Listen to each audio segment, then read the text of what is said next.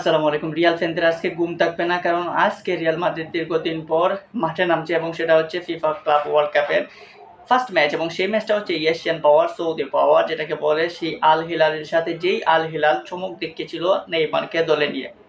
So Al Hilal এবং এই Real মাদ্রিদের যদি ম্যাচ প্রেডিকশন দেখেন তাহলে আপনি শতভাগ এগিয়ে রাখতে পারেন রিয়াল মাদ্রিদকে, কিন্তু আমি রিয়াল মাদ্রিদকে এগিয়ে রাখবো না, কারণ রিয়ালের সাথে এই মুহূর্তে পাল্লা দেওয়ার মতো, রিয়ালের সাথে যুদ্ধ করার মতো, রিয়ালের সাথে মাঠে প্রভাব খাটানোর মতো সবকিছু কিন্তু আল হিলালের রয়েছে। সো আল হিলালকে আপনি দূরে রাখতে পারবেন না। সৌদি প্রো লিগের এবার হয়তো চ্যাম্পিয়ন হতে পারে নাই, কিন্তু আল হিলালের ক্যাপাসিটি রয়েছে সবকিছু করার মতো। তো রিয়াল ফ্যান যারা রয়েছে তারা নিশ্চিত আজকে শতভাগ তাদের দিয়ে দিতে চাইবে যে আজকে যে কোনোভাবে রিয়াল মাদ্রিদ আল হিলালকে হারাবে। তারা হয়তো আজকে বাজি ধরবে, কথা বলবে, তর্ক করবে, কত ধরনের এনজয় হয়তো তারা আজকে রেডি করে রেখেছে, কিন্তু সেই এনজয় কি পানি ঢেলে দিতে পারবে আল হিলাল?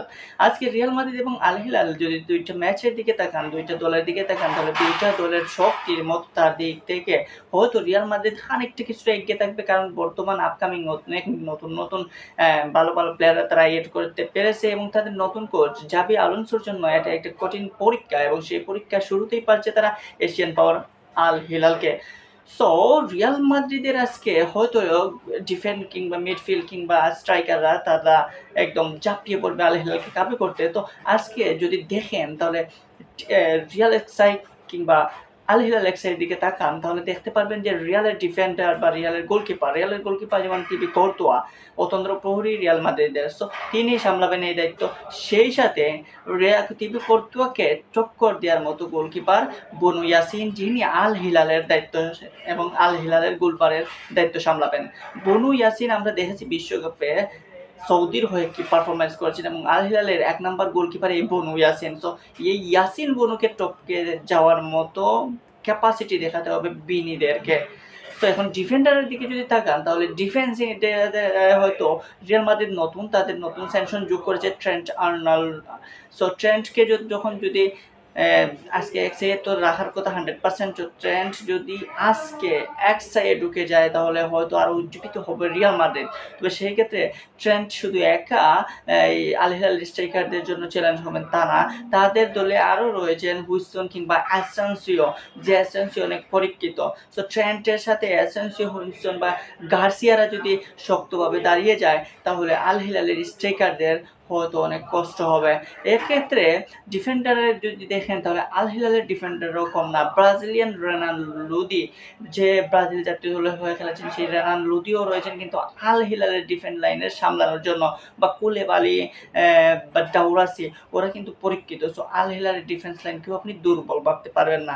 মিডলে হয়তো রিয়াল মাদ্রিদ কিছুটা শক্তিশালী, কারণ সেখানে তাদের বেলিংহামের মতো প্লেমেকার রয়েছে।